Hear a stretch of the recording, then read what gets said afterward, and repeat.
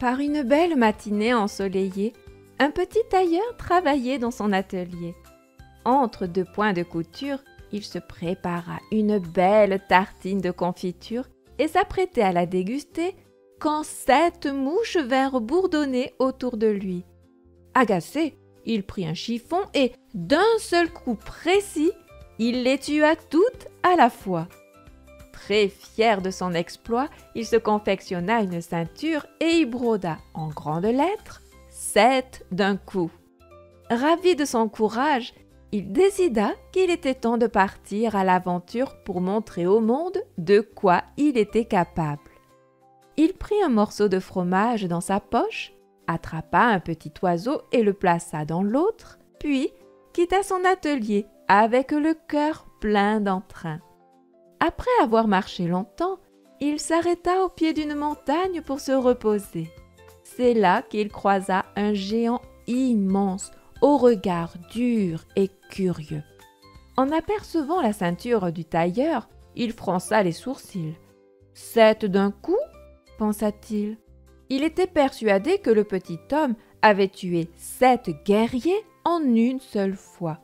Le géant, qui voulait mettre sa force à l'épreuve, ramassa une énorme pierre et la pressa entre ses doigts jusqu'à ce qu'elle se brise en 1000 morceaux.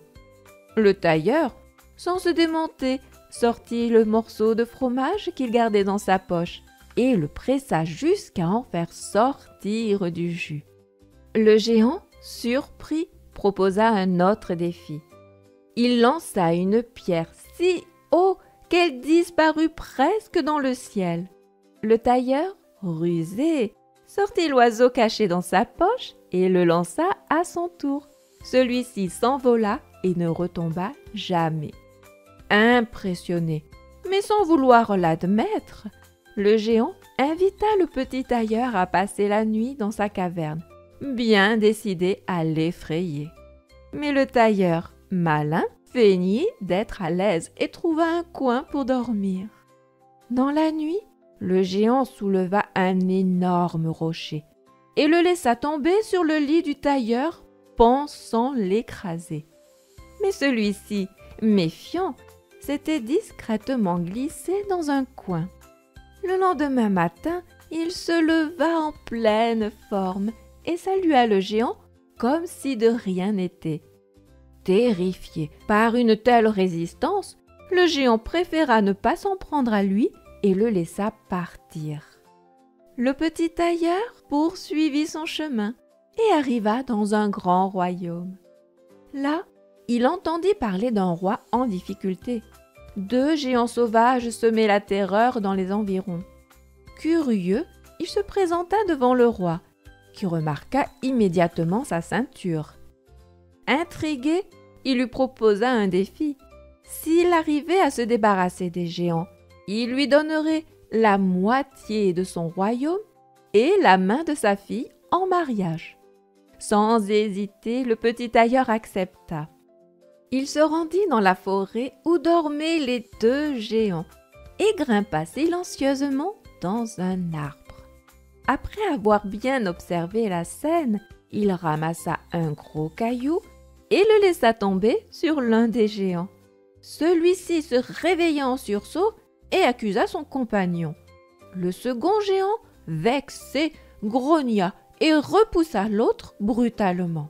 Bientôt, les 2 monstres se jetèrent l'un sur l'autre, se frappant violemment jusqu'à s'écrouler, assommés tous les 2. Le tailleur retourna au château et annonça qu'il avait accompli sa mission. Mais le roi, qui ne voulait pas vraiment donner sa fille à un simple tailleur, lui confia une nouvelle épreuve. Capturer une licorne féroce qui terrifiait la campagne. Sans se laisser impressionner, le petit tailleur se mit en route. Il ne tarda pas à croiser la licorne qui chargea droit sur lui, ses yeux brillants de colère.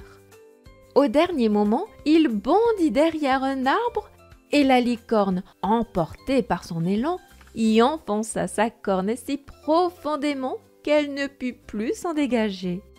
De retour au château, le tailleur pensait en avoir fini Mais le roi, toujours réticent, lui imposa une dernière épreuve. Capturer un énorme sanglier sauvage qui ravageait les champs et effrayait la population.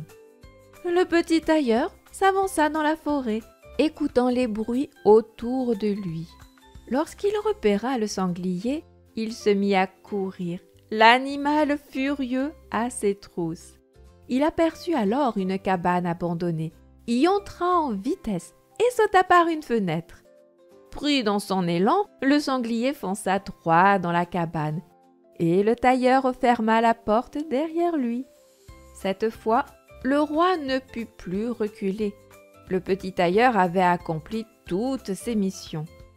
Ainsi, on lui donna la main de la princesse et un grand mariage fut célébré. Mais la princesse, en l'entendant parler dans son sommeil, comprit qu'il n'était qu'un simple tailleur.